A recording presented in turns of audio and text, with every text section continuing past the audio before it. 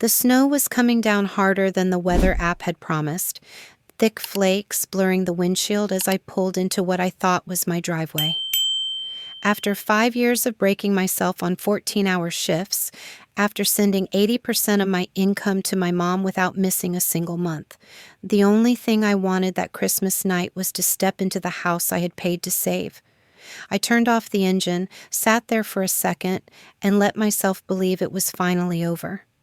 Then I took my key and slid it into the lock. It didn't turn.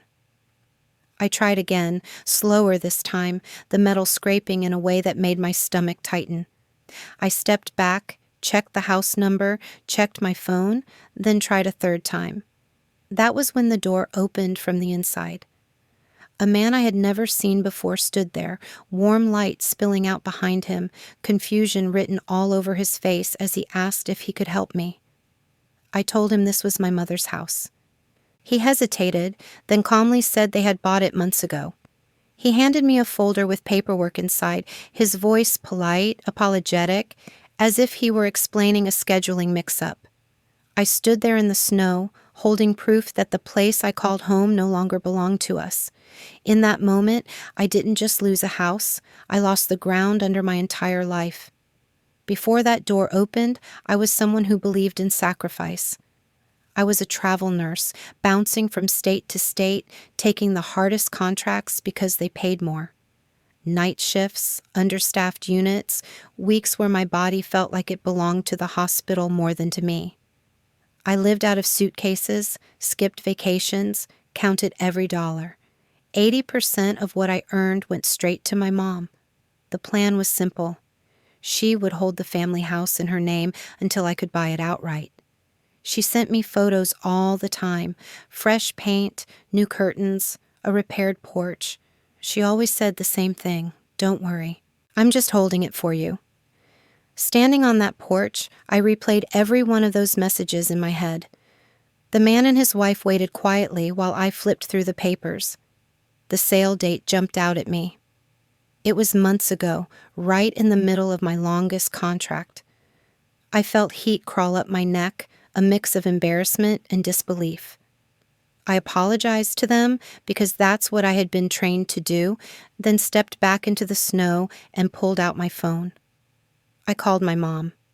It went straight to voicemail. I called again. This time, the call didn't even ring. I tried texting. The message stayed unread. I stared at the screen, my breath fogging the air, and realized she had blocked me. The cold finally cut through my coat, but it was nothing compared to the hollow feeling spreading in my chest. I sat in my car for a long time, watching the lights in the house turn off one by one, knowing I no longer belonged there. I drove without a plan, ending up in a cheap motel parking lot on the edge of town. Christmas decorations blinked in the distance, plastic reindeer glowing cheerfully while I sat in the dark with my hands wrapped around the steering wheel. I kept telling myself there had to be a mistake, a misunderstanding, something the bank could fix in the morning. Houses could be sold by accident. Money, at least, was concrete. Money followed rules. I didn't sleep that night.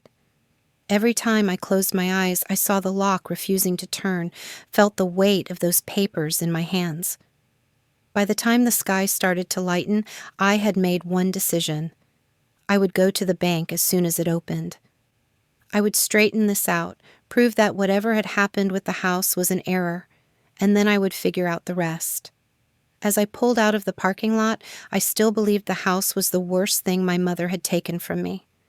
I had no idea that by the end of that day, I would learn the truth. The house was only the beginning. The bank opened at 9, and I was there 10 minutes early, sitting in my car with my hands folded in my lap like I was waiting to be called into a principal's office. I told myself this was the part where things got fixed. Houses were emotional, but bank accounts were factual. Numbers didn't lie. At least, that was what I believed as I walked inside and gave my name to the teller. She smiled at first, the polite kind that came with routine. She pulled up my account, typed for a moment, then paused. Her fingers hovered over the keyboard, and something subtle changed in her expression. She looked at the screen again, then back at me, and asked if I wanted to step into one of the offices for privacy. That was the first moment my stomach tightened. Inside the small office, she turned the monitor slightly so I could see it. The balance was 0, not low, not almost empty. 0. I stared at the number, waiting for it to correct itself, like a glitch that would disappear if I blinked hard enough. I told her there had to be a mistake. She nodded, calm and professional, and explained that the funds had been withdrawn in a series of transactions over the past few days. Her voice was steady, as if she were explaining overdraft fees, not the erasure of 5 years of my life. She mentioned that the withdrawals had been authorized successfully. That word stuck in my head. Authorized. I asked what she meant, and she said the security questions had been answered correctly. Voice verification had cleared. Everything had gone through as normal. I felt myself drifting, my mind floating somewhere above the room while she kept talking. I remember thinking that my mom must have access to those questions. I pushed the thought away before it could fully land.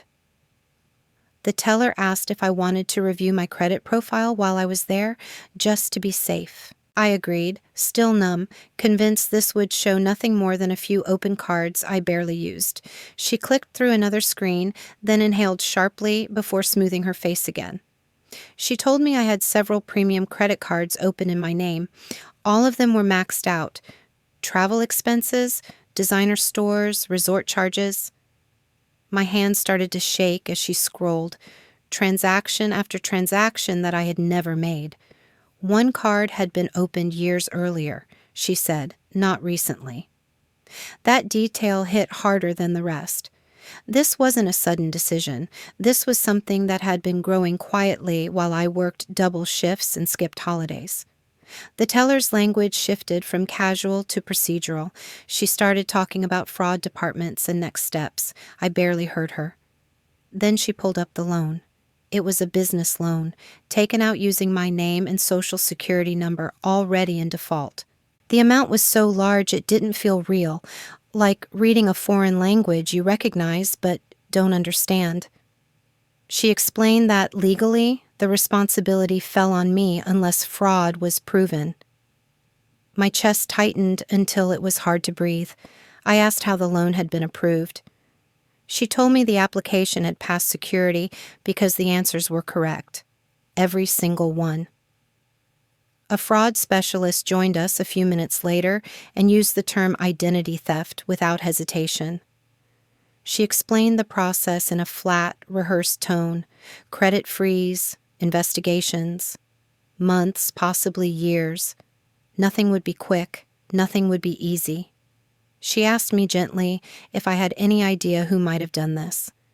I didn't answer right away. The room felt too bright, too quiet. We reviewed authorization logs together, voice confirmations, access times, locations. A pattern began to form, and I hated myself for seeing it so clearly. The addresses tied to recent spending were in Florida, the same place my mom had mentioned wanting to visit someday. My name appeared on every line, but hers was woven through it all, like a shadow. When I finally stood up to leave, the teller handed me pamphlets and case numbers instead of solutions. Outside, the city moved on like nothing had happened. Cars passed, people laughed on the sidewalk. I sat in my car and stared at the steering wheel, feeling something inside me crack open. By the time I drove away from the bank, I understood the truth I had been avoiding since the night before. The house wasn't sold by accident. The money wasn't mishandled. My name had been used like a tool, turned against me with precision. As I pulled into another parking lot with nowhere to go, one thought settled in my mind, cold and undeniable. My mother wasn't just careless, she was dangerous. The damage didn't stay inside the bank. It followed me out to the parking lot, buzzing in my pocket before I even turned the key. I had 3 missed calls and 2 voicemails, all from my employer's compliance office. The messages were polite, careful with their words, asking me to call back as soon as possible regarding a routine matter. I told myself it was a coincidence. Bad timing stacked on bad timing. That was all. When I called back, the woman on the line spoke gently, the way people do when they're delivering something heavy. She said a concern had been raised about my fitness to practice. A complaint. She stressed that it wasn't an accusation, just a duty to follow up. Then she mentioned opioids, impaired judgment, patient safety. My throat went dry as she listed details that felt intimate, invasive, things I had never shared outside my family. By the end of the call, my contracts were suspended pending investigation. No work, no income, no timeline. I sat there staring at my phone, listening to the hum of traffic, trying to understand how my life had started collapsing so fast. I texted a coworker I trusted, asking if she'd heard anything. She didn't respond. Another message went unread. By the end of the afternoon, a scheduled assignment quietly disappeared from my app without explanation. No one confronted me. No one accused me outright. They just stepped back, one by one, as if my name itself had become something contagious. That evening, I opened social media and immediately wished I hadn't. The posts weren't aggressive, they were worse. Vague concerns, requests for prayers, messages about loving someone through their struggles. My name wasn't tagged, but it didn't need to be. A friend forwarded me a screenshot with a single line of text. "Is this about you?" The post was written in my mother's voice, soft and sorrowful, asking for understanding while hinting at addiction and instability.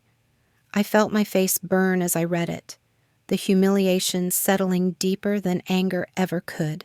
I remembered the first time my mom had ever spoken for me, years ago, when I was fresh out of school and overwhelmed by paperwork. She had called an office on my behalf, telling me later she'd smoothed everything over. I had been grateful then, relieved. Sitting alone now, I saw that moment differently. She hadn't helped me. She had learned me, my voice, my information, the way to step into my place without resistance. The next blow came from a place I hadn't expected to hurt as much as it did. Someone from the church left me a voicemail, warm and concerned, saying they had heard I might be struggling and wanted to offer support. Support sounded like judgment wrapped in prayer. I drove there that night, parked across the street, and sat in the dark watching people I had known for years walk in and out without noticing me. I couldn't make myself open the door. I couldn't bear the looks. Back in my car, I lined everything up in my head. The bank fraud, the career complaint, the social posts. The timing was too perfect to ignore. This wasn't panic or desperation on my mother's part.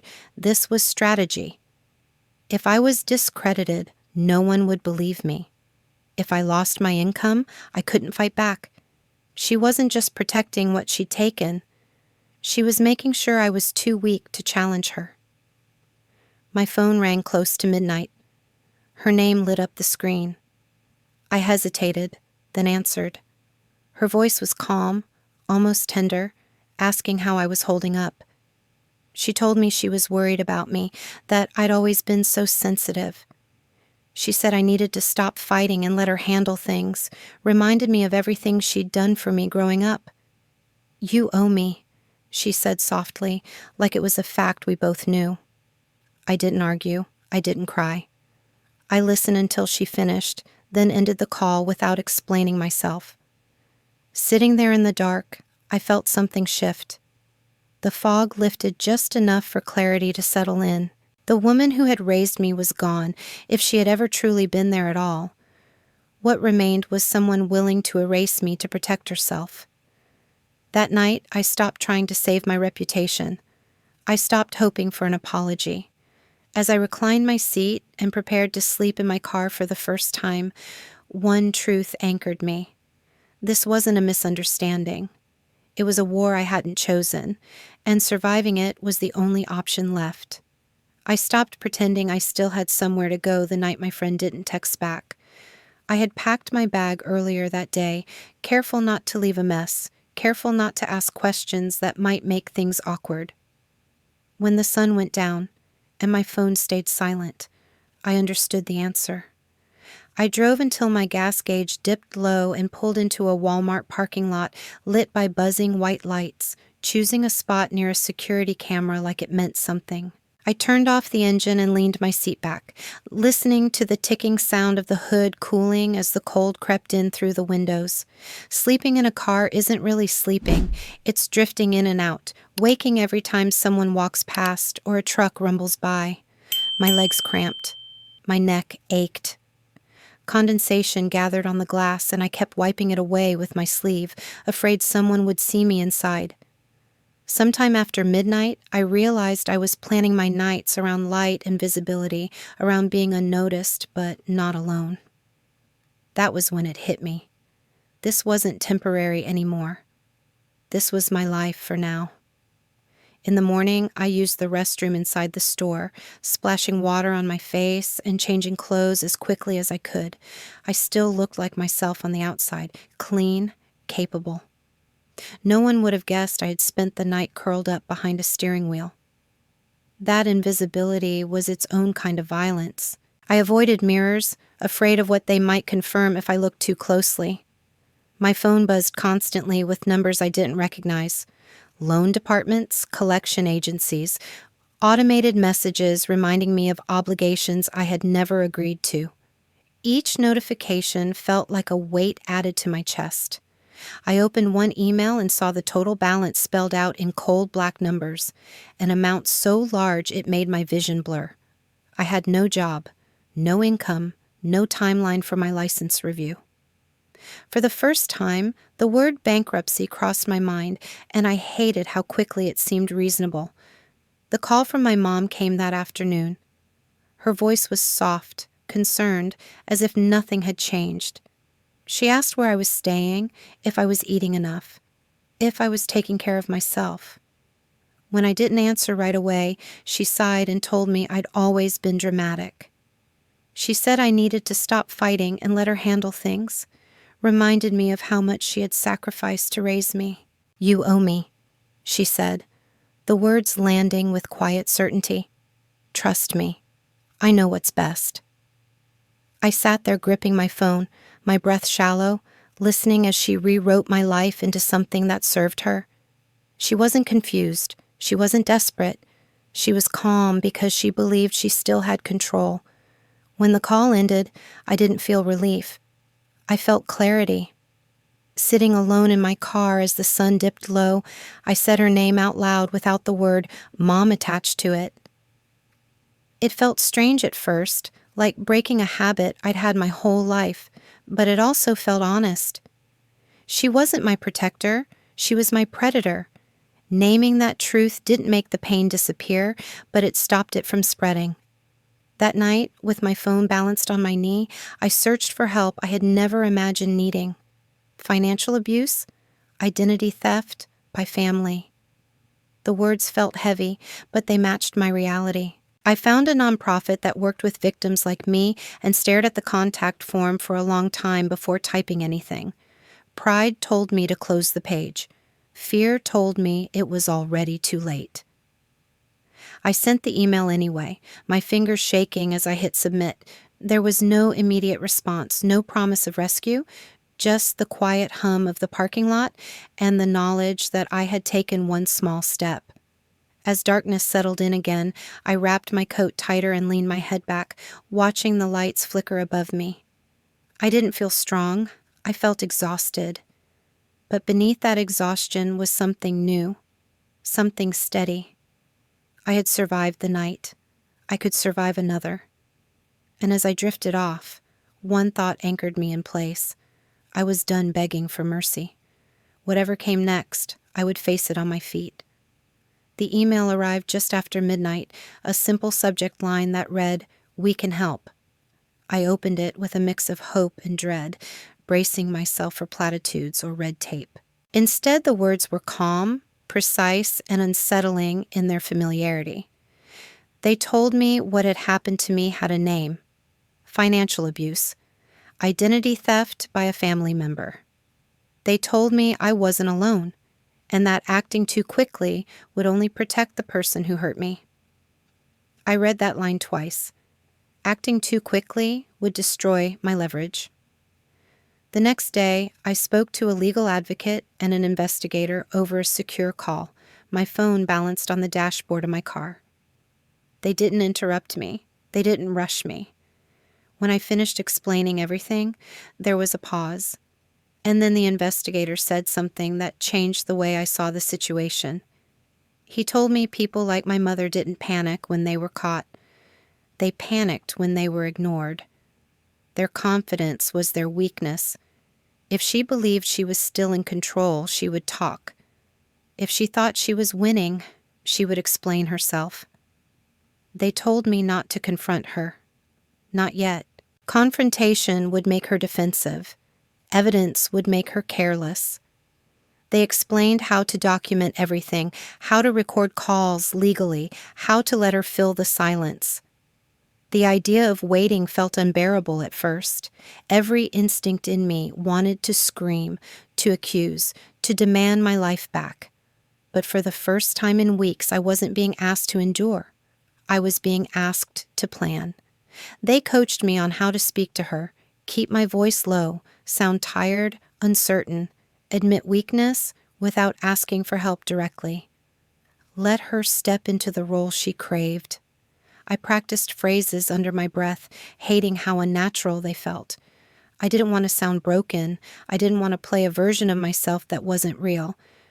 But the advocate reminded me this wasn't about pretending to be something I wasn't. It was about letting the truth surface without resistance. I waited a few days before calling her. When she answered, her relief was immediate, barely concealed beneath her concern. I apologized for being distant. I told her I was overwhelmed, that everything felt like it was falling apart. I didn't accuse. I didn't ask questions. I listened. Her voice grew steadier as she spoke, slipping into authority, into reassurance. She told me she would handle things, that I needed to stop worrying and trust her.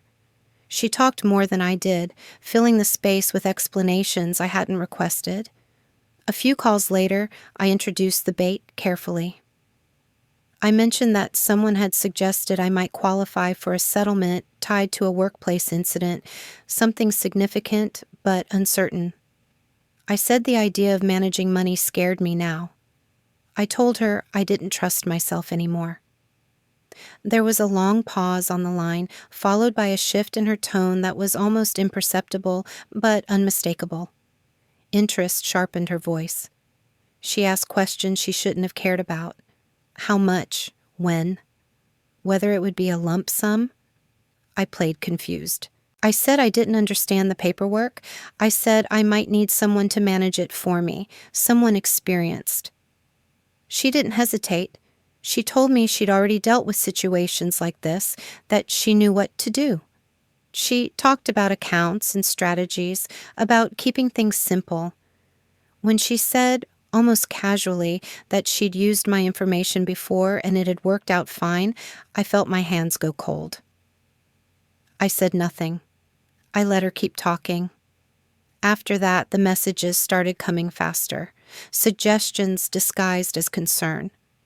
My sister's name appeared in the conversation, framed as support, as family pulling together. The pattern was clear now. This wasn't desperation. This was entitlement. They believed what they had taken was theirs by right, and they assumed it always would be. I relayed everything to the legal team, my voice steady as I summarized calls that had once left me shaking. They confirmed what I already knew. We had what we needed. Recording equipment was prepared. Witnesses were arranged. They reminded me again not to deviate, not to reveal anything too soon. Stay calm. Let them talk. That night, sitting in my car with the engine off, I realized something fundamental had shifted. I wasn't waiting for justice to appear. I wasn't hoping someone would save me. I had stopped reacting and started deciding. The fear that had lived in my chest for weeks had quieted, replaced by a cold, focused resolve. For the first time since Christmas, I slept without bracing for the next blow. Whatever happened next was no longer a surprise. It was scheduled. The hallway outside the conference room was quiet, the kind of silence that made every footstep sound deliberate. I arrived early, like I had been trained to do my entire career, and took a seat at the far end of the table. The room smelled faintly of coffee and paper. Nothing about it felt dramatic. That was the point. I noticed my hands resting flat on the tabletop, steady in a way they hadn't been for months, and understood that whatever happened next, I was ready. My legal team moved around me with quiet efficiency, checking details without drawing attention to themselves. A small device sat unnoticed near the center of the table. Another was clipped out of sight. Witnesses waited in an adjacent office, doors closed, presence concealed. No one spoke about revenge. No one needed to. This wasn't about emotion anymore. It was about accuracy. My mother and my sister arrived together, voices already carrying down the hall before they entered the room. They looked comfortable, confident, dressed like this was an inconvenience rather than a reckoning. My mother smiled when she saw me, the familiar expression she used when she believed she still held authority. She asked if I was feeling better, if I had eaten, if I was ready to listen this time. My sister took a seat without asking, her attention sharp, already scanning the room for cues. I kept my eyes down and apologized for the trouble of meeting. I said I was overwhelmed, that everything felt out of control. I thanked them for coming. The words tasted bitter, but I delivered them exactly as rehearsed. My mother softened instantly, stepping into the role she loved most. She told me it was good I finally understood my limits, that money had always stressed me out. She said family needed to stick together, especially now. When I mentioned the potential settlement, I did it casually, like it barely mattered. I said someone had told me I might be entitled to compensation from a workplace incident, but the idea of handling it made my chest tighten. I admitted I didn't trust myself anymore. The room went quiet for half a second too long. Then my sister leaned forward and asked how much it might be. I shrugged, said I wasn't sure. Maybe a lot, maybe enough to start over. My mother took over immediately, waving off my uncertainty. She said she'd handled complicated finances before. She said she knew how to protect assets, how to move things so they didn't get tied up. She spoke with confidence, with pride, explaining strategies I hadn't asked about. When she said, without thinking, that using my information had never been a problem in the past, something inside me locked into place. I didn't react. I didn't interrupt. I let the silence stretch until she filled it herself. She talked about opening accounts, about timing, about selling the house when the market was right. She justified everything with the same phrase over and over. It was family money. I owed her. My sister nodded along, adding details, correcting dates, confirming amounts. They weren't confessing to a crime in their minds. They were reminiscing about a smart decision. One of the attorneys asked a single, neutral question, framed as clarification. My mother answered easily, repeating the admission, expanding on it, explaining how she had verified things. She didn't notice when the atmosphere shifted, when the room seemed to close in around her. She was too busy feeling validated. Then the door opened. The sound was soft, but the effect was immediate. My mother's voice faltered mid-sentence as uniformed officers stepped inside, followed by another investigator. The color drained from her face so fast it was almost frightening. My sister froze, her mouth opening slightly before snapping shut. The confidence evaporated, replaced by disbelief that bordered on outrage. I finally looked up. My mother searched my face, her eyes wide, pleading, as if I could explain this away. I didn't. I said one thing, calmly, clearly. Everything you just said was recorded. I didn't accuse. I didn't insult. I stated a fact. It landed heavier than any scream ever could. The officers asked them to stand. My mother started talking, words tumbling over each other, excuses unraveling as fast as she tried to assemble them. My sister reached for her arm, then stopped, realizing there was nothing left to do. I stayed seated, my hands still flat on the table, my heart steady in my chest. As they were escorted out, my mother looked back at me one last time. The authority she had wielded over my life for decades was gone, replaced by fear and confusion. I didn't feel triumph. I didn't feel relief. I felt finality. When the room emptied, the silence returned, deeper this time. The attorney told me we had everything we needed, that it was over. I stood up and walked outside alone, the cold air hitting my face like a reset. For the first time since Christmas night, I understood what justice felt like. It wasn't loud. It didn't demand applause. It simply closed a door and locked it for good. The days after everything stopped moving felt unreal, like the quiet that follows a storm once the damage is already done. My phone finally went still. No more calls from unknown numbers, no more frantic messages demanding explanations. The legal team took over every point of contact, every question routed through them instead of landing on my chest. For the first time in months, I wasn't reacting. I was waiting. Federal charges were filed quickly. I learned about them through an email written in clean, formal language that stripped the situation of any remaining emotion. Fraud, identity theft, tax violations. Reading the words didn't bring satisfaction. It brought a strange calm, the kind that comes when something irreversible has finally been named out loud. The fight I hadn't chosen was no longer mine to carry. What followed unfolded on paper, not in dramatic confrontations. Notices arrived documenting seized accounts and frozen assets. Properties were listed, itemized, reduced to evidence numbers. Luxury purchases I had once only glimpsed through bank statements were cataloged and locked away. One address stood out, a Florida property tied to the spending that had first made my stomach drop at the bank. Seeing it now, reduced to a line on an official document, felt less like revenge and more like gravity doing its work. While their world shrank, mine began the slow process of being put back together. Letters arrived confirming fraud markers had been removed from my credit file.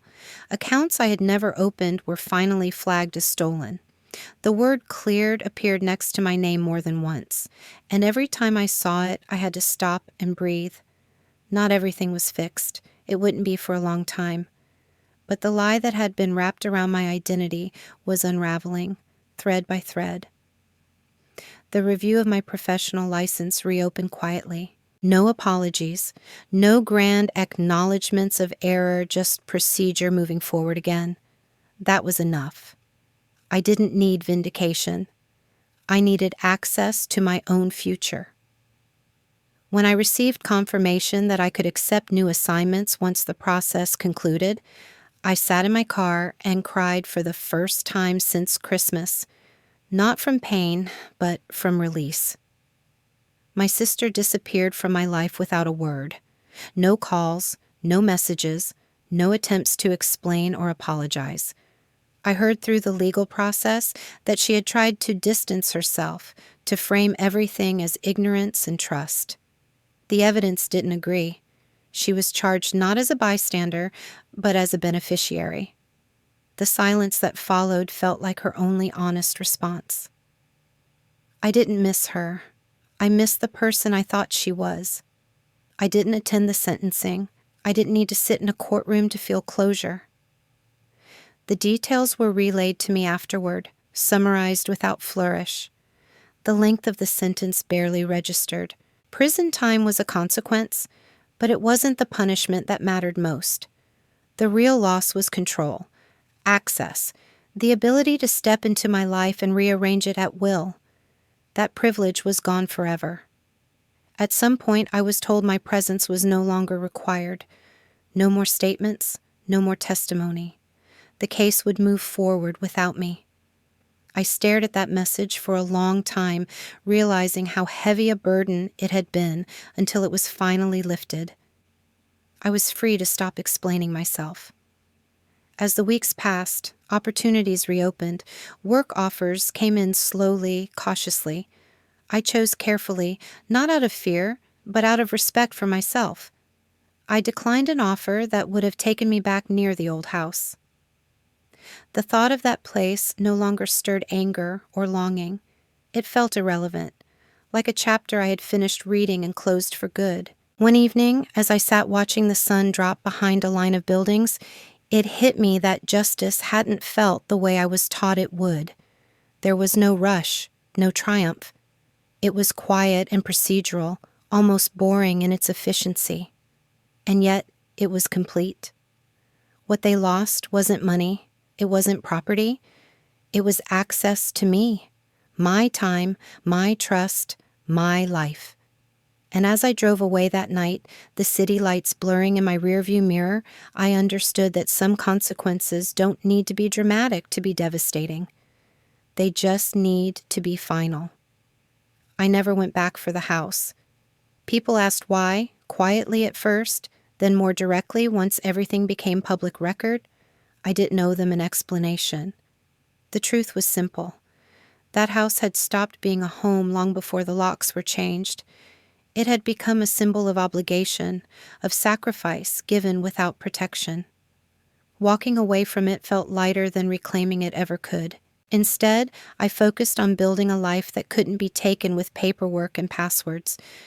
I returned to work slowly, choosing assignments that respected my limits instead of exploiting my guilt. I rebuilt my finances one careful decision at a time, opening new accounts secured by safeguards no one else could answer for me. My name finally belonged to me again. Each paycheck felt less like survival and more like proof that I had reclaimed something essential. The quiet came back into my life in unexpected ways. I stopped checking my phone for emergencies that never came. I stopped flinching when an unknown number appeared on the screen. Trust returned, but it returned differently. It was selective now, earned. I learned that boundaries weren't punishments. They were protections I had been allowed to set all along. A few months later, I bought a modest RV. Nothing luxurious, just enough space to carry my work and my solitude with me. The first time I drove it out of the lot, I didn't have a destination in mind. I just wanted the road. I wanted movement without permission. As the miles stretched out ahead of me, something inside my chest finally loosened. No one knew where I was going, and for the first time, that felt like freedom. Family took on a different meaning as I traveled. It stopped being about blood and started being about safety, respect, choice. I grieved the mother I thought I had, the version of her that existed only in my hope. Letting go of that illusion hurt more than letting go of her ever did. But grief, I learned, doesn't mean you were wrong to love. It just means the truth arrived late. Revenge had been the word people used when they heard my story. I never corrected them, but the truth was quieter than that. Revenge wasn't watching them fall. It wasn't reading charges or hearing sentences. Revenge was waking up without fear. It was choosing peace over proximity. It was refusing to repair what someone else had broken on purpose. Silence became my answer to everything they had taken, and in that silence, I found myself again. If you've stayed with me until now, maybe parts of this story felt uncomfortably familiar.